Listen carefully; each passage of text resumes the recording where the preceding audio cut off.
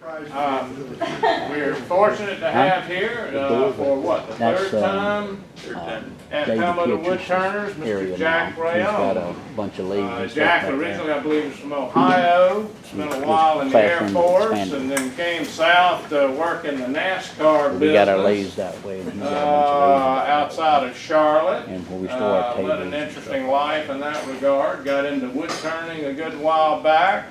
Well known for animal calls and a number of other things, including the piece that he's going to work on today, which was the subject of yesterday's hands-on.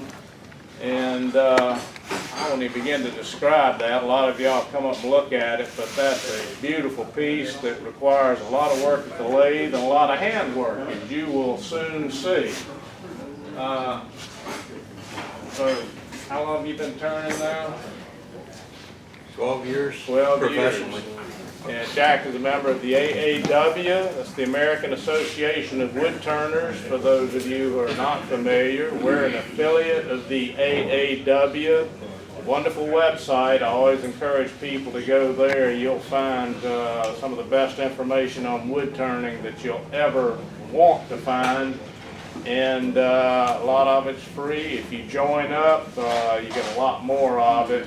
And you're also a member of what? The Southern Piedmont Wood Turners. They have a wonderful website that's worth visiting too. So, Jack, turn it over to you. All right, thank you. Is this on? No, have you turned the button on? Yeah, I turned it on. Okay, y'all hear him? It's on. Okay, It's on?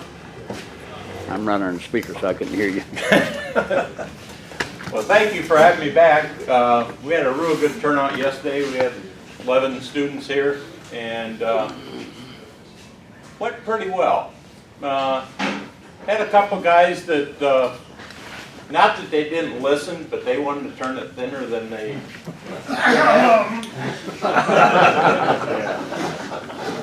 And I'll show you later on when we do the center part. When you turn that down, if you start to see a different color, you went a little bit too far also. So, you know, it's like turning the bowl and you start seeing GE from the light, you went too far.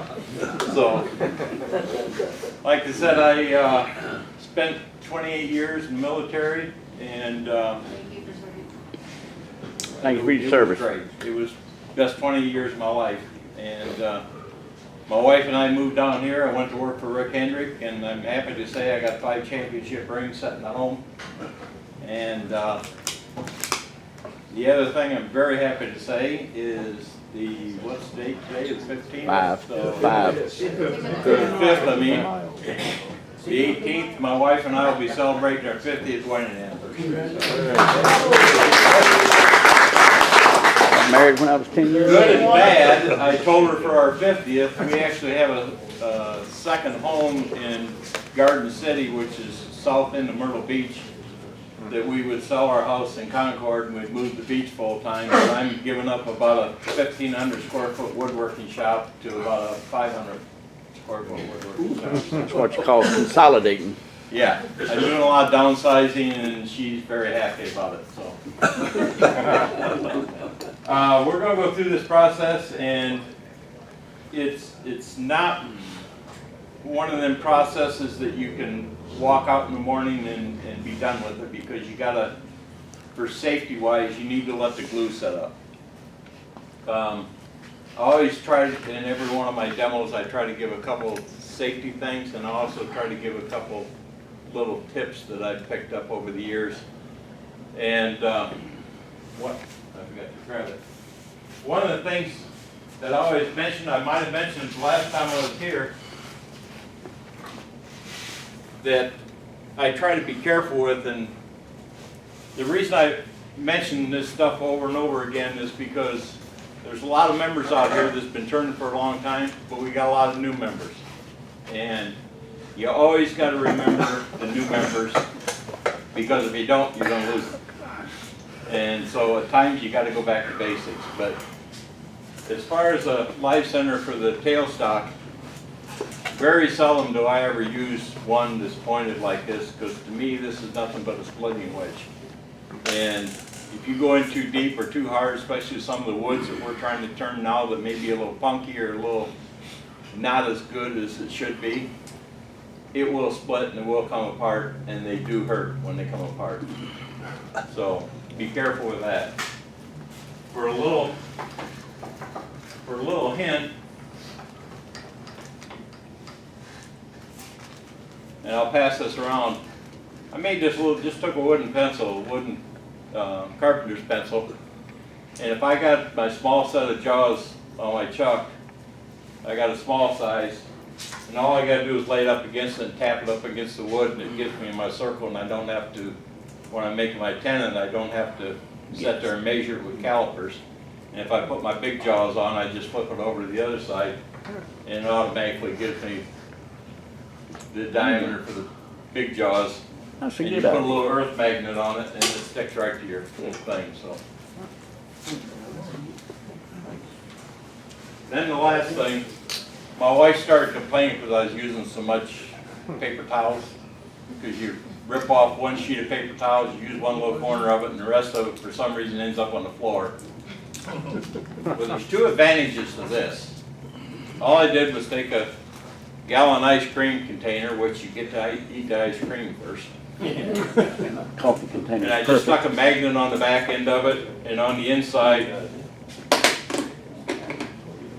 I just put a dowel rod, but I'll take a roll of paper towels and I put the cling wrap around it, or the cellophane stuff around it, cut it in 3 pieces, and now you can just rip off a little piece of towel, whatever you want. So it just saves on towels, especially if you use the ones that quarter towels or whatever they are. But I noticed, Jack, down at Northern Tool, they make a little for sale on their junk tables and all. It's already got a big magnet on the back of it. It's a black ring box with a top, and I just said it puts a lot in it. And it's perfect. yeah, but you don't get to eat the ice cream. There you go. I thought you had one made out of cookie jar. I got one made out of that. Okay, the way I'm going to show this demo today, and by the way, this can be done on a mini lathe. It can be done on just about any size lathe. I always like to mention that because not everybody has a big lathe. But the way I try to do the demo, I try to do it in a process thinking that a person only has one chuck, okay? Because once you hook the base in, you don't want to take it out till the process is done because you get wobble on it and everything else. So we're going to start out drilling the center section. These are actually put together, and you can see through the screen, I hope.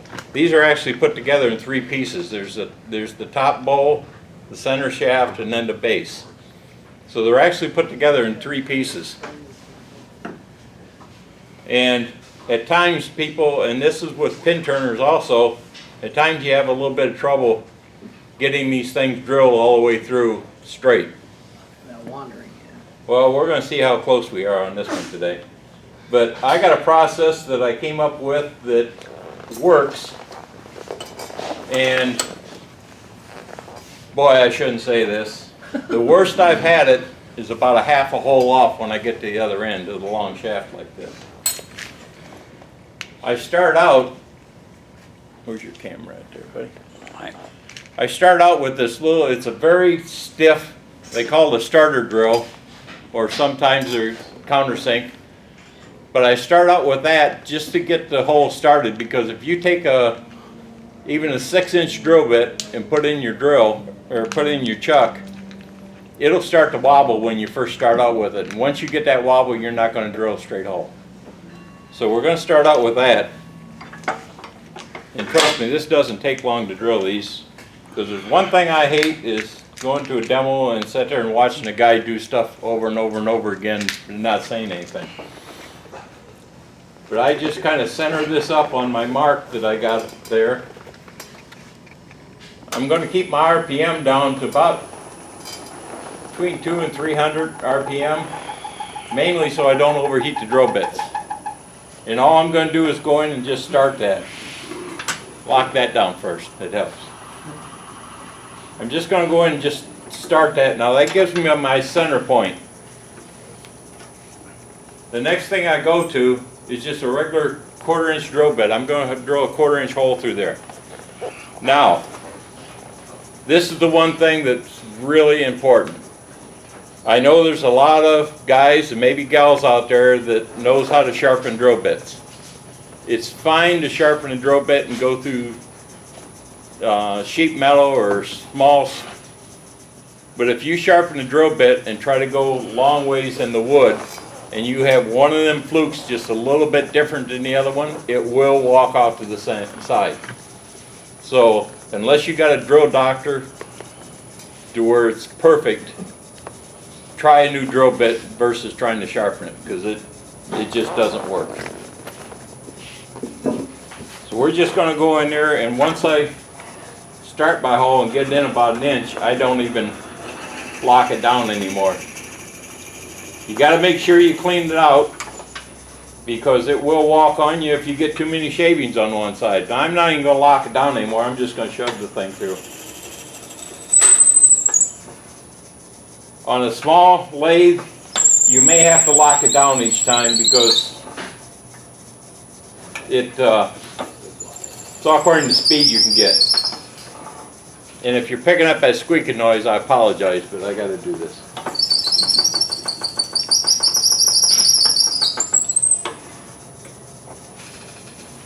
Okay, we got that one in.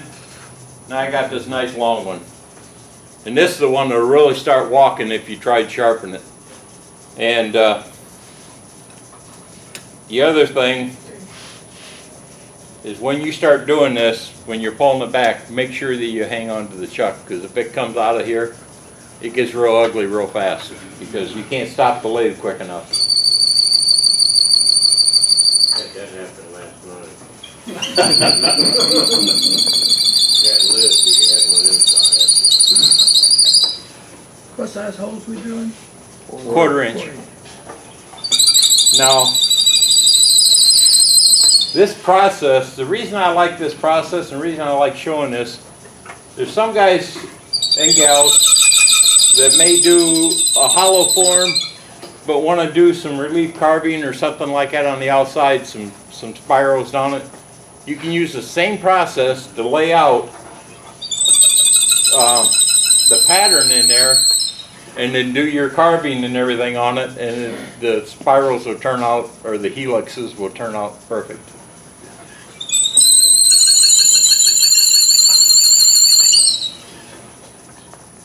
It shouldn't take much more.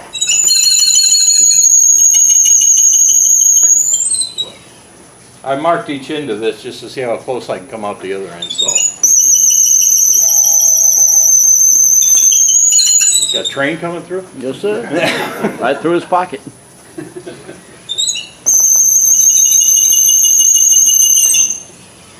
I think about one more time we ought to have it. Nope.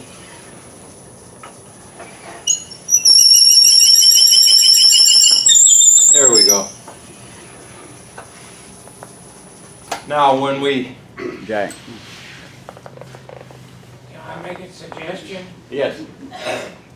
If you go on eBay, you can get a gun bore bit. It has a hole down through the center of it. Mm-hmm. You can hook it, put a little handle on it with a valve on it, and hook it to your air compressor. You don't even have to put it in the chuck. You put a little dimple on the end, and you can go all the way through and back in one pass. Oh wow, I've never seen that. A gun bore bit. I used a pipe and just used some glue. But I see a lot of these, some of these guys doing it. And I've done it. I've got two of them. I've got a 5/8 and I've got a 3/16. But they're for boring out guns, and so they have a hole down through the center, so it blows out all your shavings as you're going in. You don't even have to put it in a chuck. You just start it in relatively straight, and it'll keep it self-centered. One pass and you're done. Yeah, Thank you. that's right. We had that here This one is time. the other type of drill bit that I used for a while. It's a brad point bit, and These are about $10 a piece, but you got to be careful with them. If you can see this. That was one of my classes, and I handed it to a student. He says, I can't get this thing to drill straight. And come to find out, the chuck it came out on him, and that's what they end up like. So, I'm going to pass this little starter drill around. And also, you look at the one I just drilled, and it You make one standard size most of the time, is that a? on these goblets, yeah, I usually make this about the same size all the time. Was it? I was talking to somebody out there that's just buying some bigger. There we go. Yeah. David, right? Yeah. Yeah. David's gonna do one, but he's gonna use a bigger dowel rod in the center, so he's gonna go a little bit bigger on it, so it's not quite as delicate in the center. And I think them would make great candlesticks or anything like that. You know, go with the bigger one.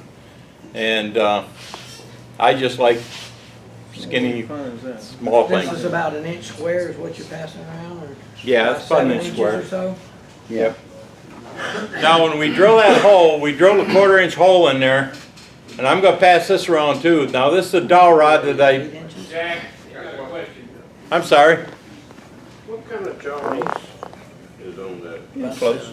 7.5, 8. These are just called Spigot jaws. finger jaws or whatever. Spigot jaws, ain't it? Huh? Spigot. Yeah, spigot or finger jaws. It's just, I can actually do them in a regular set of jaws like this. We did it yesterday in a regular set of jaws like this, and just put them in the back side of it. You can put the corners in the void. Yeah, Yeah. in the voids. Yes. Now when I go to put the dowel rod in here, if you're turning your own down, which I've done that before, I love using the skew, so I can turn the dowel rod down with the skew in a hurry. You got to have it a little bit undersized for the hole, because you need enough room for the glue to set around it, because you're going to glue this dowel rod in here later on. Okay, so we drilled it. We take the dowel rod, we get it nice and loose, and I'll pass this around. You can see how sloppy it is in here. But you need that, it's only like maybe a 64th bigger or smaller than the hole is. But you just need a little bit of room. And I do not like using CA glue on these. CA glue, after a while, will start to crystallize a lot more and stuff comes apart. And so I just use white glue, you know, tight bond and stuff like that on is all I use. That perfect for your type bond, 1, 2, or 3? Just tight bond, just the regular, I use 2 I think most of the time. Yeah. You just sand the dowel a little bit and get it fine. I stuff it in the lathe and spin it, and I stuff most of it back in there and I spin it and just run some sandpaper on it and just bring it out a little bit at a time and just get a little bit smaller to go in there. By the way, if anybody wants to do real fine finials, that's another good way of doing it. Putting in a set of jaws like this, pull a little bit out, let the rest back in here, turn the finial, sand it, pull a little bit more out, but do not go back out to where you started. Just do the next section, sand it, and pull it out, and just keep doing it. And I got one finial at home that's about that long. So, all right, we got that drilled. We got that pretended to drill or the glue in. Like I said, that's the one that I like to let set overnight so it dries real good. Yeah. Just when you glue in, it's something I'm thinking of from yesterday. The dowel is not quite the Yes. full length of the. The dowel is recessed in about 3/8 of an inch on each side. I should have one up here You want this one someplace. back? You need this one back? For a second? No, he's got one already made up. Well, we must have The used one it we're yesterday. handing around has got 3/8 out on each side rather than inside, right? Right. You're just showing that, Yeah, I just wanted to show you how loose that is. but you want the dowel to be cut off a little bit. To be Right. Yeah, the dowel's going to be cut off and it's going to be recessed in because when You we gotta put have the room for the tenons, right? when we put the top and the bottom on, there's going to be a little tenet sticking out like that that goes inside that block. Okay? Now next, I'm a big guy for making a lot of stuff. I mean, as far as if I need a tool, I make it. One thing I never throw away is my cutoffs. When I make a lot of kaleidoscopes, I make a lot of peppermill, stuff like that. If you got any cutoffs, save them. Okay? Because you can always make little fixtures out of these. And basically, wrong chuck. Oh, I'll just use this one. They can drop them into a 5-gallon bucket and a 5-gallon bucket. Basically, All it gets and burns them. all I'm going to do is I put a little tenon on here so I can put the piece of wood in between here. Jim Duxbury, which most people know from the kaleidoscopes and everything else, he's a very good friend of mine, but I get on him constantly because he'll take this and put in the end of the kaleidoscopes, which he just glued 3 blocks of wood up to spin it round. And I said, Jim, that's going to come apart on you. You got to do something different. And every time I do kaleidoscopes, or if I do anything that I'm going to put between centers, I'll put a little step in it. So the center piece is going in here to take and center it.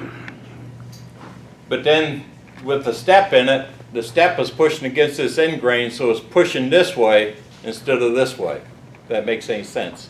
So that's one thing you just got to keep in your mind when you're doing stuff like this is it going to come apart? Let me change this out real quick. And I don't know what type of live center most people have, but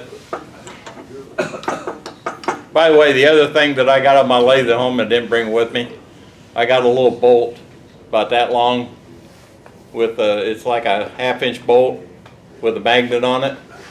And when I go to take something out, I can just lay it on top of here, and you only have to crank a couple cranks and it pushes against here and shoves it right out of there. So you don't have to crank it all the way back that way. I just got a little, same thing, a step on it. You can do this out of wood. I drill a lot of wooden blocks. Like this chuck here happens to be 3/4 8. And I got a 3/4 8 tap that I'll drill a lot of blocks. Or later on when we actually start turning the goblet itself and spiraling it. Yesterday we used golf balls on the end of the centers. And I mean, I can't hit them on the course, so I might as well use them in wood turning. But you can even drill and tap a golf ball. Oh, got it right here. Ready? You can even drill and tap a golf ball if it's threaded and put it in there and have a nice live center that you can use on a bowl, you can use on anything. So don't be afraid to try different stuff as long as it's safe. Jack, Sir? did you mention the size of the hole compared to the size of the dowel rod? Yes. Yeah, it's being Okay. passed around right now. That's not surprising. See, that's why yours showed through yesterday. You didn't listen to the whole conversation. Hey, Don, Walk right into that one. I got him. Sorry. You opened the door, you went in. Yeah, he opened the door.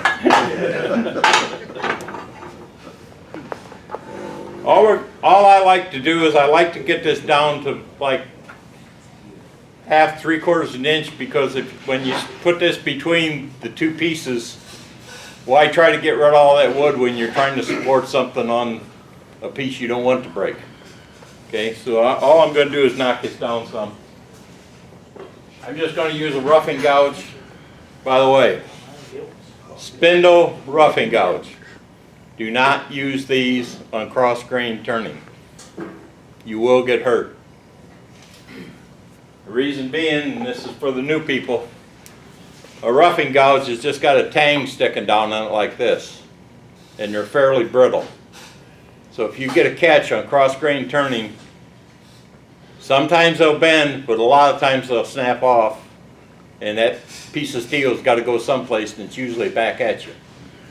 If anybody ever went to John C. Campbell Folk School, if you look over top of the lathe, there's one stuck in the ceiling. So I go there next month. you go there next month? I taught there earlier in the year, but we're just going to bring this up. I'm one of them guys that I like speed, so I was actually proud of Sue yesterday. I think she had that lathe going wide open yesterday when she was doing stuff. She's not here today. Yeah, she's not here today. Do not adjust this when it's running. So you're still at NASCAR. Yeah, You're spinning around and going in circles. that's right. We're just gonna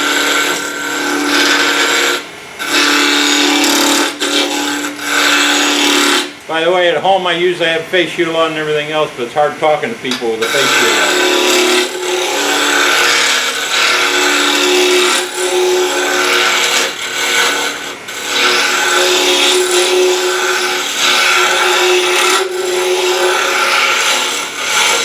Just like I said, we're just going to get this down, and just to show you that I wasn't kidding you, I do like a skew.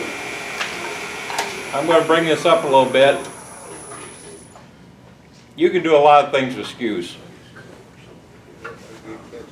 And basically what you want to do is this, where's the camera again? This bottom third or bottom quarter is where you want to be cutting. You don't want to be cutting down on this tip. You definitely don't want to be cutting up on this top tip. But right here, this bottom third of it. And I kind of hold my skew like this because I used to do, during the dumb part, I used to do drywall. Never do that again. But that's the way I used to hold the drywall. So we're just going to come across here.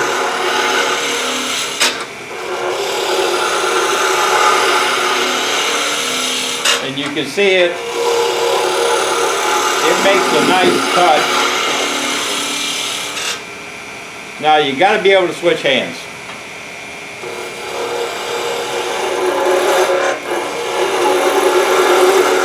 I was actually at Waxhaw giving a skew class, and I had, I don't know, 16, 17, 18 people out there. And I told them we had to switch hands. And we didn't have enough lathes, so we had 2 people on each lathe. And I'm walking around checking people, and they're doing pretty good. And I said, don't forget to switch hands. And I happened to watch this there were 2 guys over there. Seen them going opposite directions, and then I realized they're switching people too. Here, one guy was left-handed, one guy was right-handed. I said, no, that's not going to work.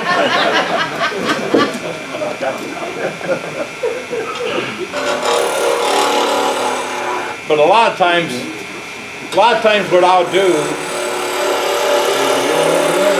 is I'll go out in the shop and I'll just, if I haven't got anything to turn, or if I'm thinking about something to turn, I'll just take a chunk of wood and put up on the lathe. And a lot of times I'll just put a 2x2 piece of pine up there. And I'll just pick up one tool, maybe a spindle gouge, maybe a roughing gouge, or maybe a skew. And I'll just practice with that for an hour or so. And you'd be surprised how quick you can pick up on it.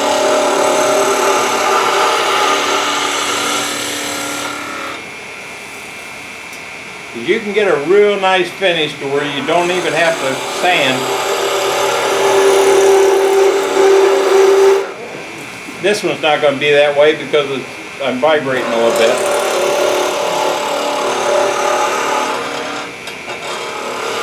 But anyway, you get the technique there, we're going to bring it down. Okay, so far, even though I've switched chucks out, you can do all this with the same chuck, and that's the important thing.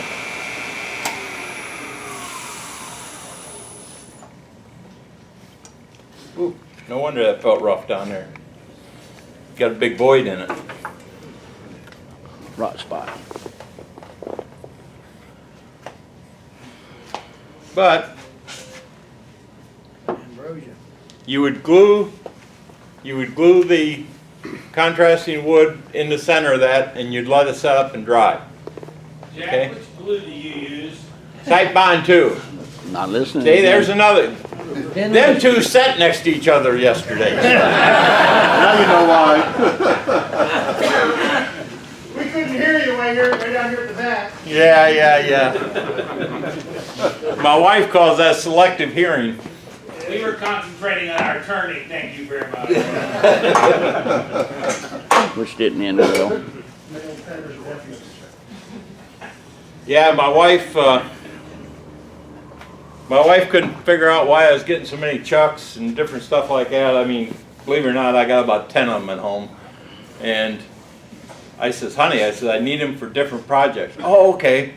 I just don't like changing jaws. I just change the chuck and everything, so. She, I need about 3 more chucks.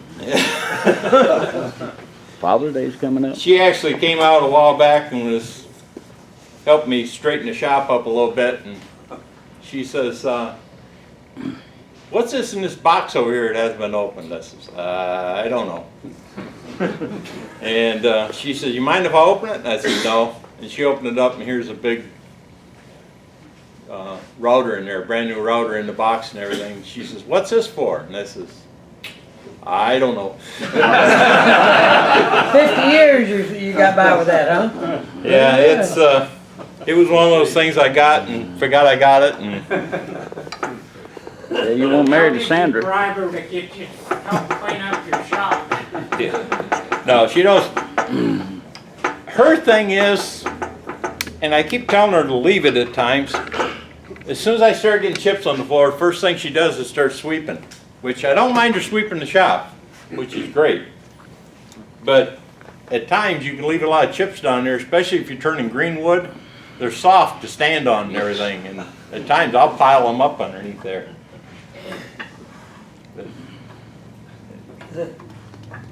All we did, this is just a blank that I put on here. Now out of this blank, this is basically the next step. Out of this blank, I'm going to start out by turning the bowl part of the goblet, and then the bottom is going to be the base of the goblet. We're going to end up parting the bowl part off. We're going to shape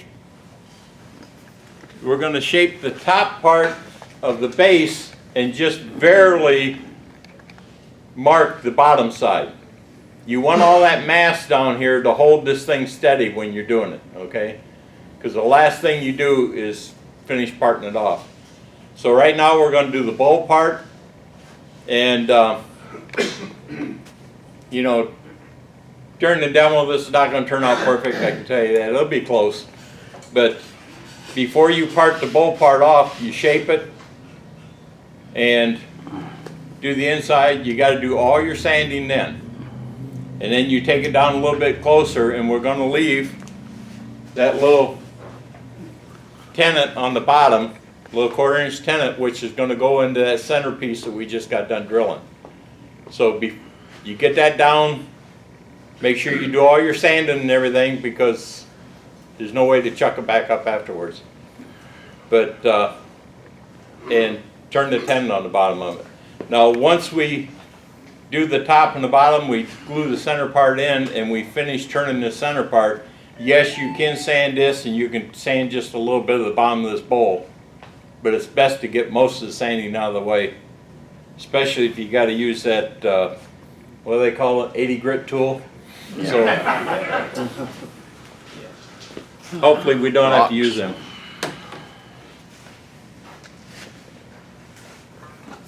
I'm just going to take a spindle gouge and just kind of face this off a little bit. One other thing I was mentioning to the students yesterday, especially when you got a piece sticking out this far. Now we're gonna hollow out this top bowl part. And this is one of them things that a lot of people don't think about, and this works on the same case if you're doing a bowl or anything you're hollowing out that's in a chuck.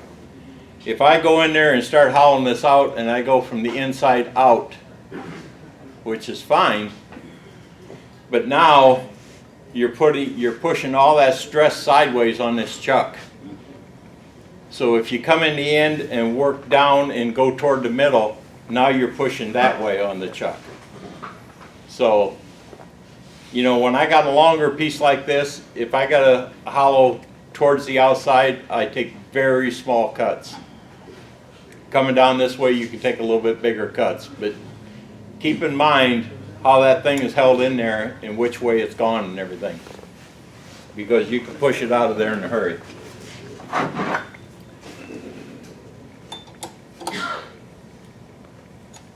Jack, do you need that light? Yeah. I don't want all the women to see my beauty, you know.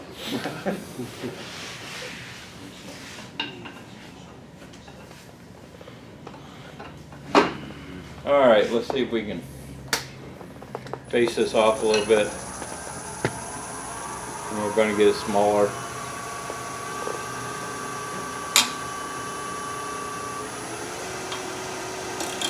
I'm just taking a cut across here, and I'm going to be on the bevel again right away. And this is a 1/2 inch spindle gouge.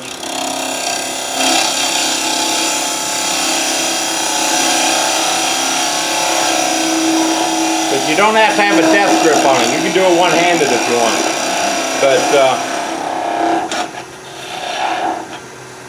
that's good enough. I am going to bring the tailstock up a little bit to support this till I get this down to the size I want. So I got another life center here. Here's one.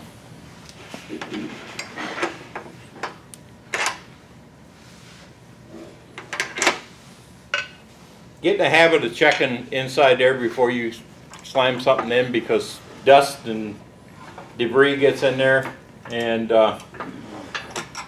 it'll throw your live center off.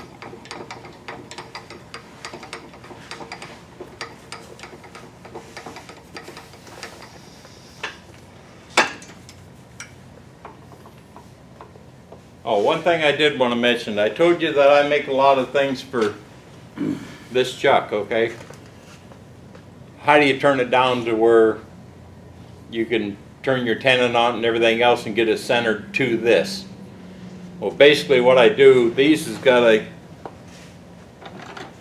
hole going through them that supports the thing from turning. What I'll do is I'll put like a small nail or a screw in there to where it can't turn. I'll put a piece of masking tape around it, stick it in the headstock, bring the tailstock up to support it, because you don't want this coming back out of there, and you can turn it, spin it and everything else and get it nice and centered, and then take everything back out and put it in the other end, and it works good. Is that nylon? This is, yeah, this is a nylon type material, but you can, I'll take a lot of my cut off blocks and stuff like that, and I'll actually drill and tap them. I'll take, you know, an hour and I'll do a dozen of them. Drill and tap them, get them all ready. And then that way if I need a special fixture or something like that, it's already tapped. I screw it on here, put it in the other end, get the shape I want, and it's done. We're going to go back to the roughing gouge real quick and get this down a little bit. I like to make them about 2 1/4 to 2 1/2 inches. Short time.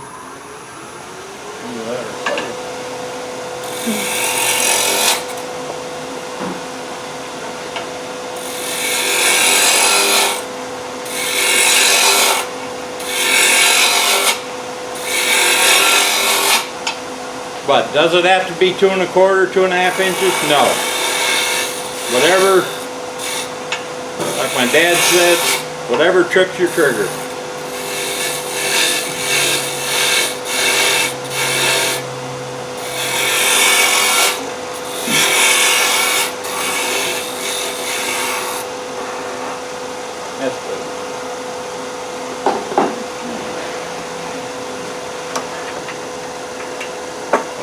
up there, dummy.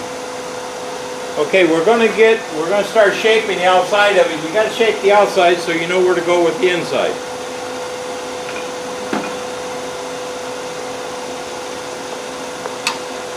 So we're just gonna come in here. I got a spindle gouge again. We're just gonna take a cut and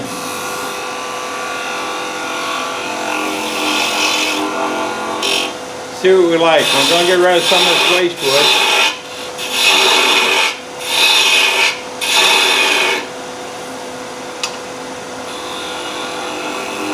Like I said, you need to support that.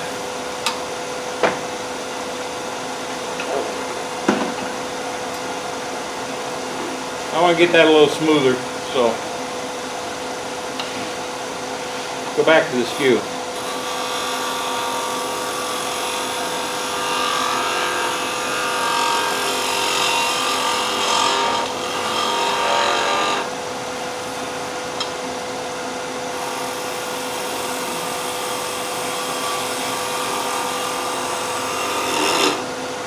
By the way, and not the people that was here yesterday. How many shapes is there in wood turning? I know now, 3. 3. You got a bead, a cove, and a straight line. If you can turn a bead, a cove, and a straight line, you can turn anything.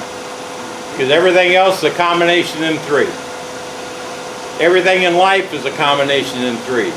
I got a bead, I got a cove, and I got a straight line. That's all there is. Sorry.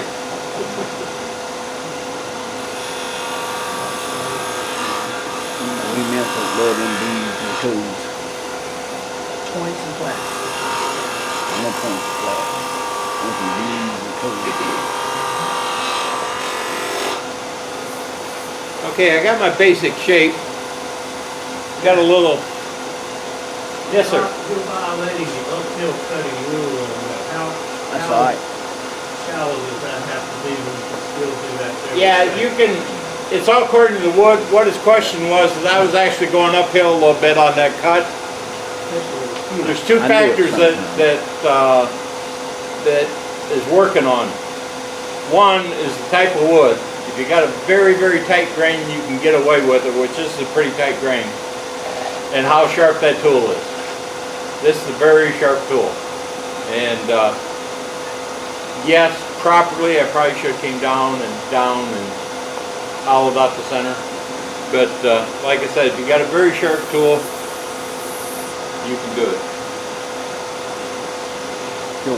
Oh, and before I forget it, I want to thank the big man back there, Roger, and his wife, for putting up with me for the last couple of days. The bill is in the mail. I mean, I got up every morning, they had a nice hot pot of tea made for me. Had a dog that tried to take me out a few times, but At the ankles. yeah, at the ankles. You might just want to come back, huh? By the way, for the new turners and the ones that has some timers every once in a while, make sure you take this out of here, because if you're going to start turning off the end, this puts little bitty holes in your elbows if you're not careful. How do you know? There you go. I think I see a few. A lot of this is live and learn type things. Got dimples in his elbows. Now, and for the new people, and some of us that forgot, when you're turning the outside of something, do not look at the tool. If you're turning, I got you. if your tool is coming across here, watch up here. Watch the top. Don't watch the tool. You can't see what the shape looks like down here. You can see the shape up here. When you're turning the inside and you're cutting in here, watch over here. It's a habit that's hard to break once you keep looking at that tool, but you don't need to look at the tool. Go by sound and feel and everything else. But you watch up there, you can see the perfect shape, and you can get rid profile, and you can get rid of a lot of things that you gotta sand out later if you do that. It's usually where your tool's at, where all your dust and chips are at. Well, it's disappearing down underneath right away and you can't see it.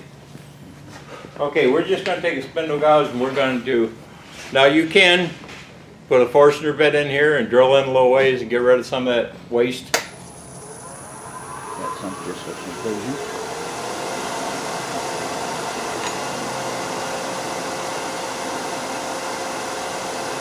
But we'll try it. Like I said, I'm just gonna go in there and I'm pushing that way, basically.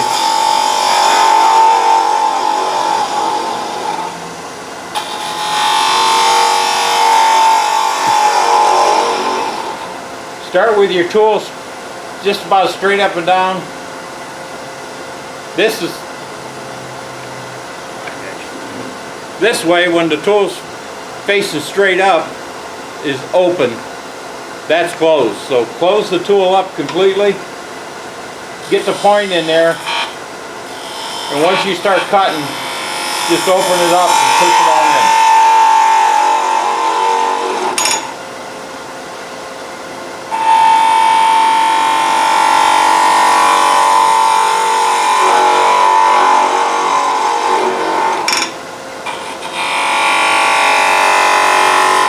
Wow. Riding the belt. That wasn't bad in a hurry.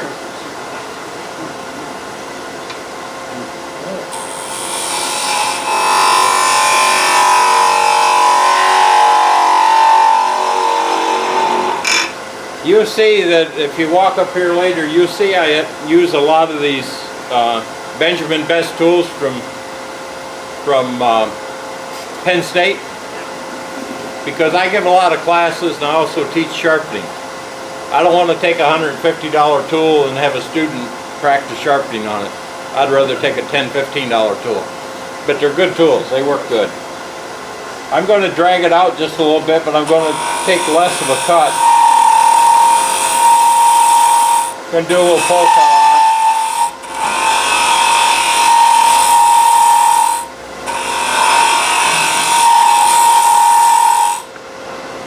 How are we doing on time?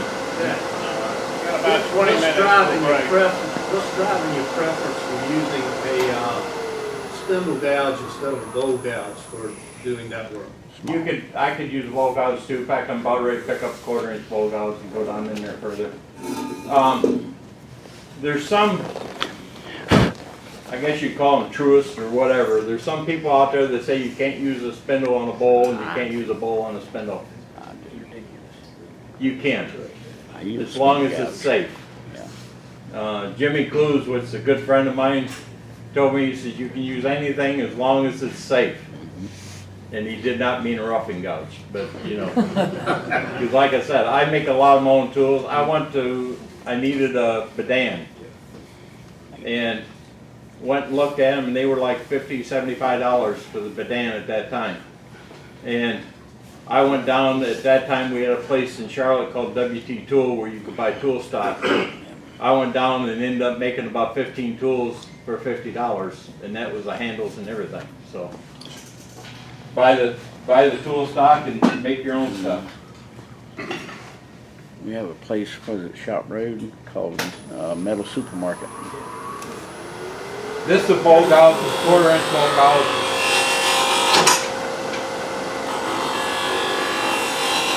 I forgot to tell you earlier, I was going to get a catch sooner or later and you were supposed to keep track of it. You only allowed one? Is that all? That's 1/20. Just one?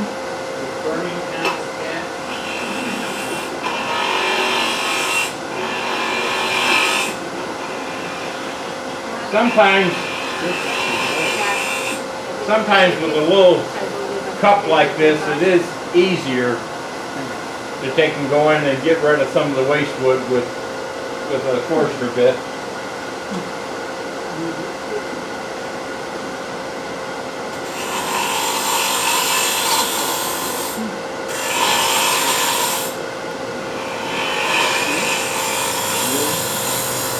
We're just going to get rid of some of this.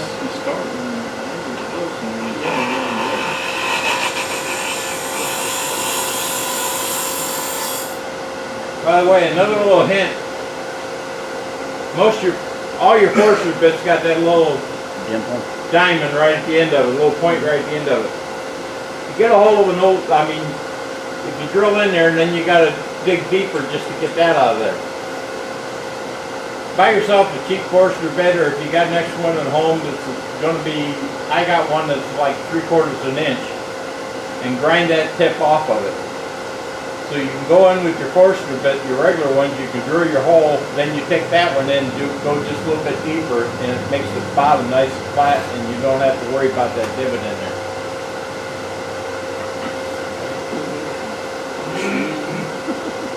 That's it. It's just another bowl gouge, just to get a little deeper.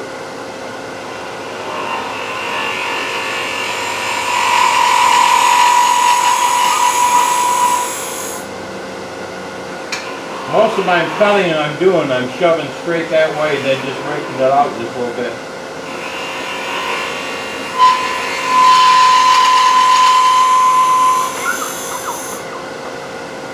We're not going to worry about going all the way to the bottom of this thing,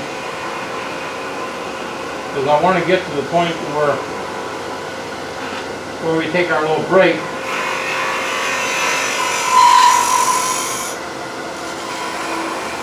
That I can have this glued up. This is where you'd sand. Now we're going to turn this back around. We're going to get rid of this. By the way, another thing you can look at when you come up here, and I'm going to show you some of the ways I sand this. I'll get the sandpaper Klingspor that's in the bulk thing there, and I just rip off strips about 1/4 inch wide. I hook them together with a tie wrap or a piece of wire or something. Then I just take each one of these, I'll put this in a vise, and I take each one of these and I spin it in my drill, and it makes a nice rope like this. Nice little sanding mop. But you can go through and just sand real quick with it, and it'll conform to the piece that way. Works real good. And once it starts wearing down, don't throw it away, because you just got a lighter color or a lighter grit sandpaper. There you go. Okay, we're going to finish and part this off real quick and do the base, then we'll take a break. I think I should spend some time resharpening this.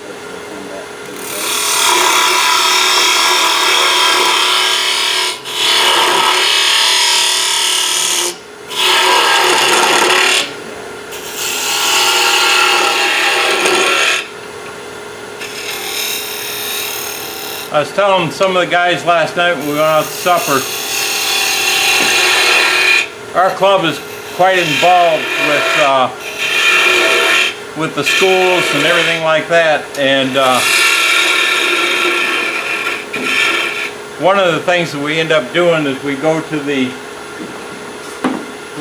fair every year, have a large booth at the fair, and we'll make tops and little baseball bats and stuff like that, and give them out to the people and the kids for donations.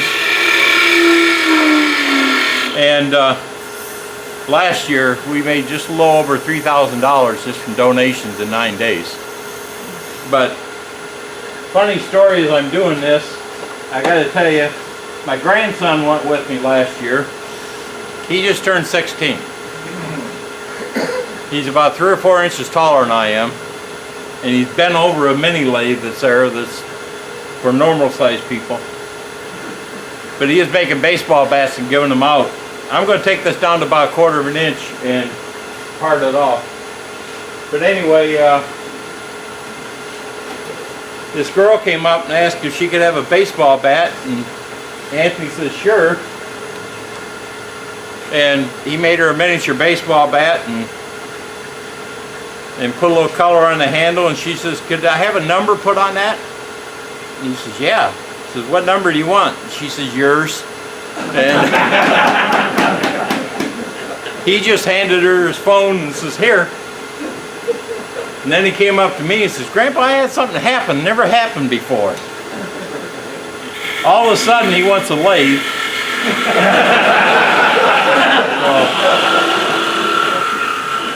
I had to buy him a lathe. There we go. Like I said, I make a lot of things. This is an old saw blade.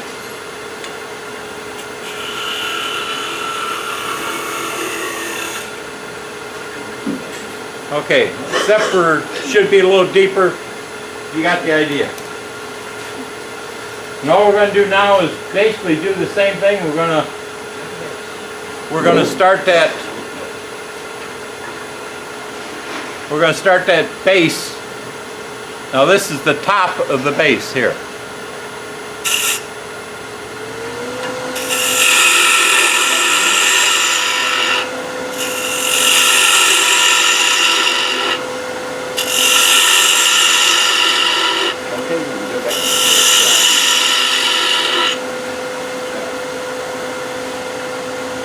By the way, if you happen to,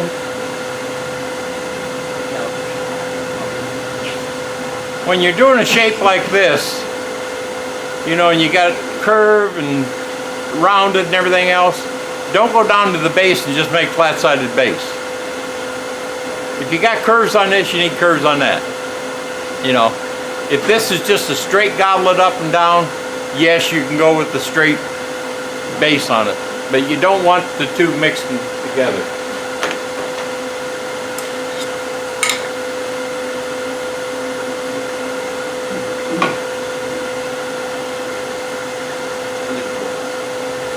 This.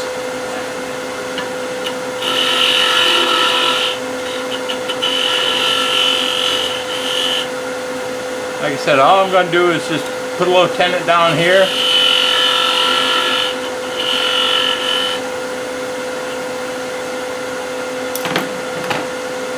And I'm going to start the back side of this.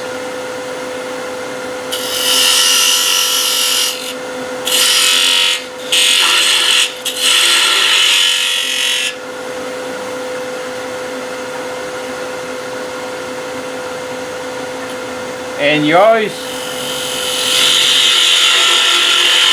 it's best if you have a little concave in on this base.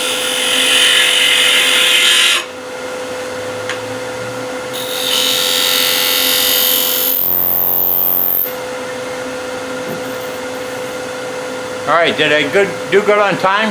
Where's the president at? You got about 10 more minutes. I got 10 more minutes. Okay, good. If you need, Jack, that's back there on the wall. Oh, he's gonna leave it on. Looking at about 10:30. I'm too old to look that far. Okay, we're gonna. This is the piece we're starting. Man, that's a lousy cut. Whew. I gotta do something on that. Sorry. Yeah, not even thinking. Using the tools yesterday. And I didn't sharpen them.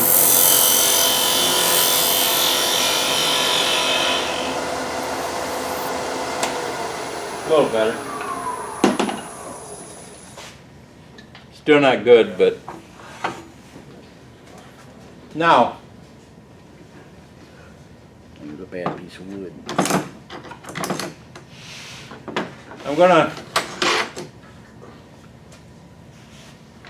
take my live center again. I'm gonna change this tip out to the one I normally use. So like I said, at this point, yesterday we was using golf balls that just set over top of the live centers. This one I threaded. I could thread that on there and use that to come inside my goblet. I made this a long time ago because I do a lot of goblets. But I use this even when I'm jam chucking something because it's nice and soft and it doesn't leave a mark on it.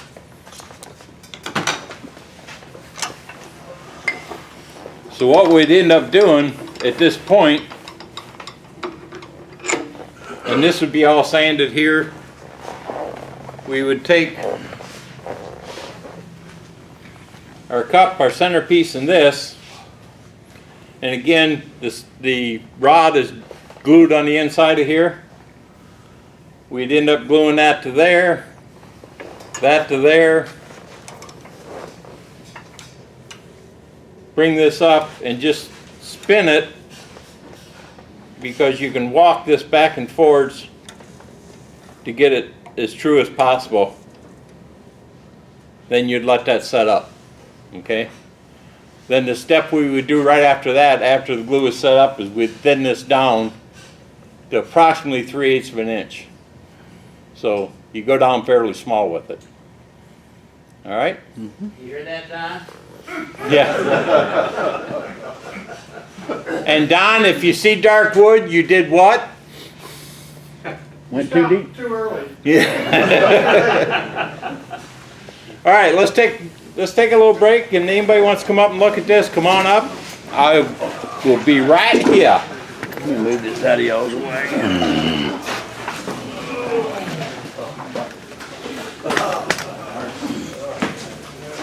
Hey, Jack, how you doing? Like they say, by magic of TV, this is all glued together, which was another one I had sitting down there. But this layout is not difficult.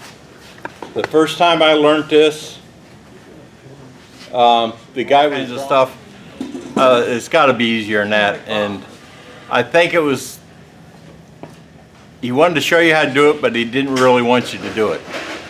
Is basically what it amounted to. Wasn't Stuart Morton, was it? Not mention any names, Mr. Stewart.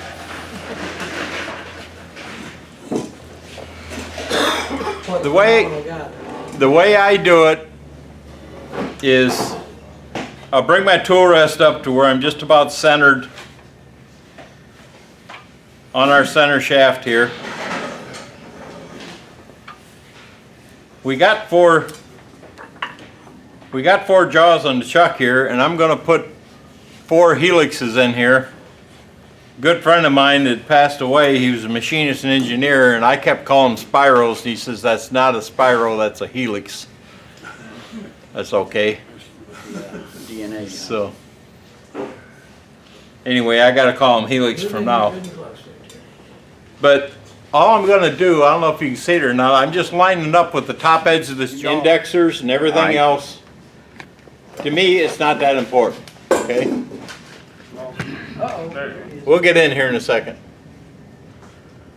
So I'm just lined up with the jaws here, the top edge of my tool rest. I'm just going to draw a straight line across there. Then I'm going to go to the next jaw, do the same thing. Let's see what he's doing. I'll make a grid. Has anybody got a Sharpie? Sharpie, yes. Hey, me a Sharpie. I'll take and mark this with a Sharpie. You shouldn't mark it with a Sharpie because it stains the wood. But you might be able to see this better. Ooh, that's a dull look.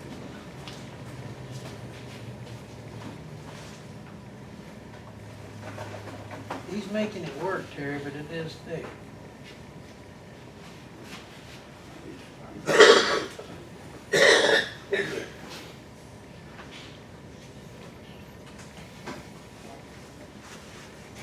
Okay, I got 4 lines around there, right? Mm-hmm. Now you got to stay away from the top and the bottom a little bit, because one of the things when this gets the final turn details on it that hides the glue joint, okay? If you do one out of ebony, you can't even see the glue joint when you get done with it. But you kind of hide the glue joint that way, and people wonder how you got that piece of wood inside there. But then all we're going to do, and again, you can do this with the tape measure, eyeball it. All I'm going to do is go around here, and I'm going to come down here, and I'm going to put a, man, it's out around a little bit.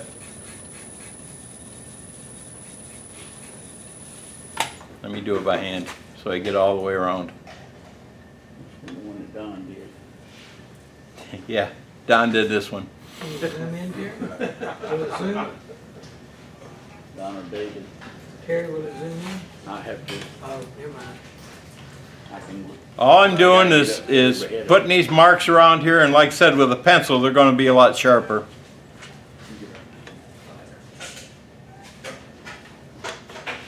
We're going to go all the way down to where your last mark is.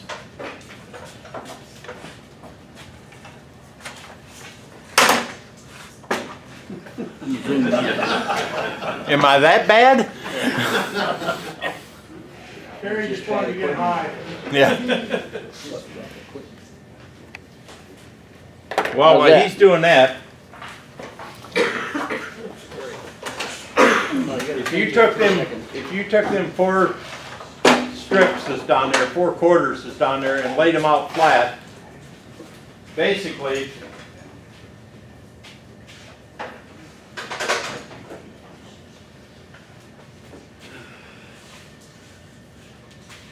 and then I got these lines going across, right? Right. So I got a grid work. Now this is the complicated part. When you put your helix in,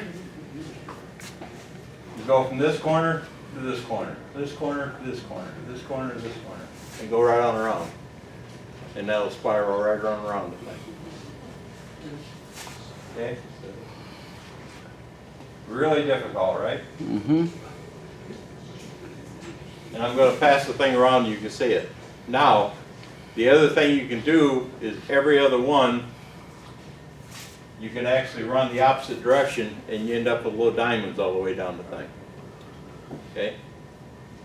Now, can't remember the gentleman's name. I tried the diamonds, and because it cut the wood, it seemed to be less steady. Yep. Because at least when you do the helix, it's one continuous piece of wood that goes up. But you do the diamonds and you cut the wood, and it seemed like it added less stability. That's just what I found. It'd be very soft with it. Now, let me grab these little samples I got. I'll pass these around. So basically, this is by center shaft. And the closer you put them segments together, the tighter the spin's going to be. The further apart, they're going to be elongated. Okay? And this is one I did in a diamond effect, and you can see how that looks. Now, what I like about this process is, and don't look at this junk piece of wood because that's what it is now. I can actually take a hollow form like this, and I can take and do them segments on this also, do my spiraling around it, or draw my lines around it, and do some relief carving and stuff like that, and can't think of his name, Samuel. He's from the island. Far? No, Huh? no. Was it Farrar? No, that's Frank. I'm sorry. Charles does Oh, them. yeah. Charles does a lot of them, but we end up carving out the grooves where the lines are and then tapering them off, and you end up with like little ridges all the way down these things. But no matter what shape it is, you can still do the same process to that shape. I found out that it's best to use even numbers. Like one gentleman brought in one goblet with just 2 helixes on it, and it's a beautiful piece back there on the bench, so you need to stop and look at that. I'm happy to say that one of our students from yesterday brought his in. He only got 3 of the helixes cut in it, but by leaving out that 4th one, it gave a wider space, Yeah. which is just a different effect. It's just, you gotta have fun with it. Yeah. That's what I'm trying to say.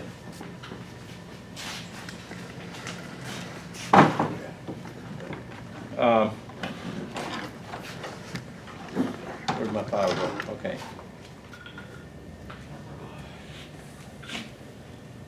Oh, I'm sorry. Put it right over top of your, right there. I start out with this. It's a very small rasp. I'd pass one around, but all my students got them from yesterday. But it's a very small rasp. I know that some of the guys that went and ordered some and got some coming in, so you might want to talk to them. But basically, all we're going to do, you can draw the lines on here if you want. I mean, I could take my pencil and basically go from that corner. Hard to draw on a curved surface. I could go across from corner to corner.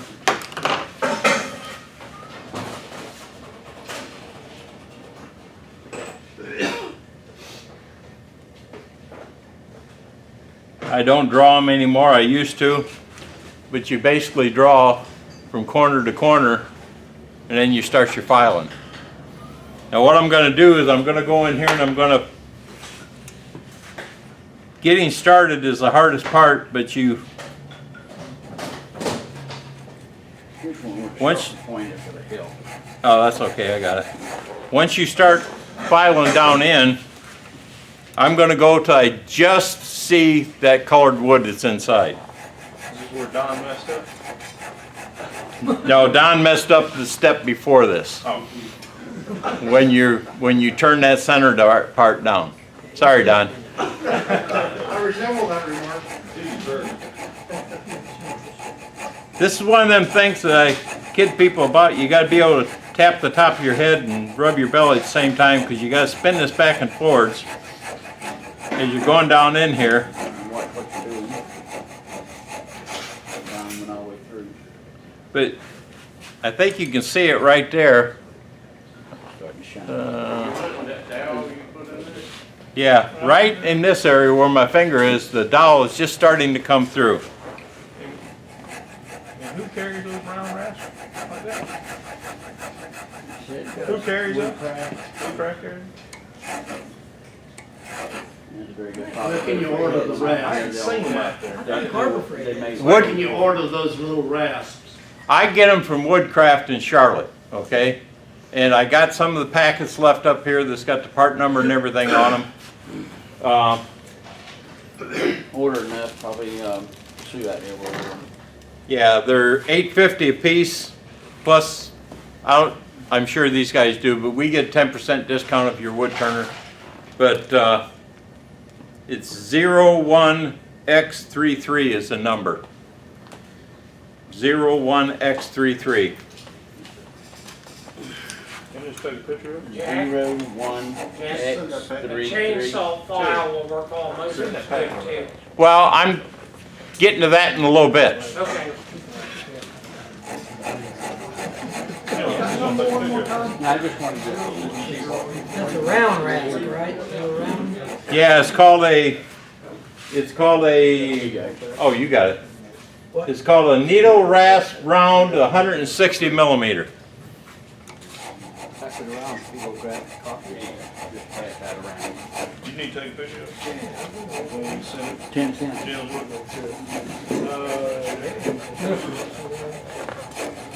But I was telling somebody a little bit ago, when I'm doing this at home, once I get this started, I'm usually watching Matlock on TV or something like that, and I just sit there and just keep going at it. So you don't have to watch it all the time. What's that known as? I had to come up with something like worth a while or something. Yeah. Sir, Well, I noticed yesterday when I was doing it, it's actually easier, considerably easier to file if your rings are closer together than if they're farther apart. yeah, if you get them too far apart, the problem you have is your file angle is going like this, and you can't get as close to the bowl or you can't get as close to the bottom because the file handle and the file is going to hit. So you got to kind of watch that at times. That looks like what, about 3/8 by half inch. Yeah.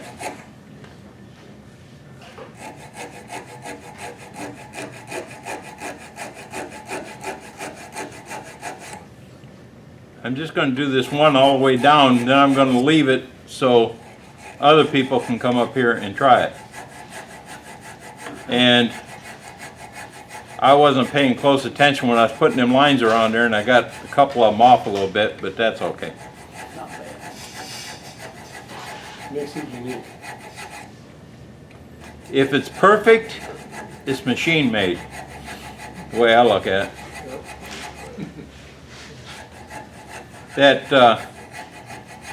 a friend of mine that passed away, I was trying to get him to do one of these, and he just couldn't get the concept of spinning and filing at the same time. And you guys actually know him. He came down here a few years back and did a demonstration with the Rose engine. And him and another guy came down. They had the Ramblin' Rose, and it's an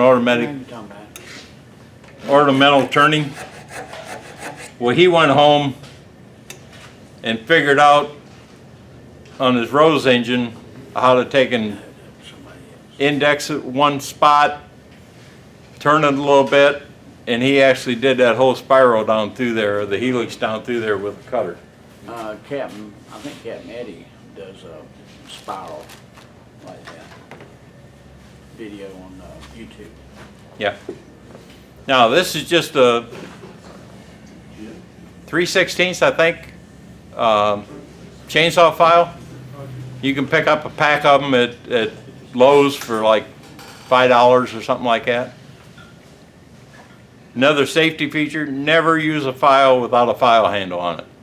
Even if you just want to take a little piece of dowel rod and put a hole in it and put it on there, I guarantee if that file catches, the end is going to go into your palm of your hand, and it makes for a bad day. So all we're going to do with this, what this does is smooths everything out, and it exposes that other wood underneath there real good.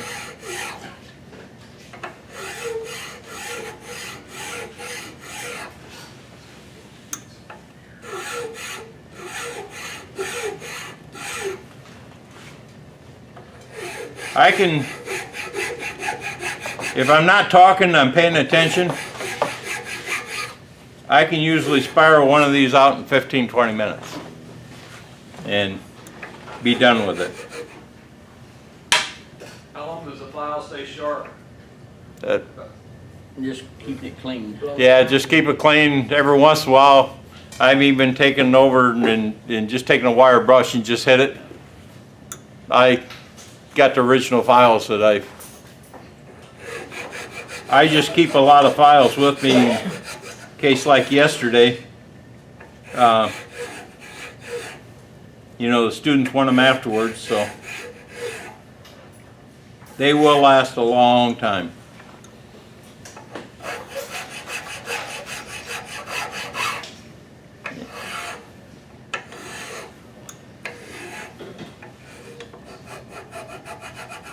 In the end, you just got to take short, get it to match up.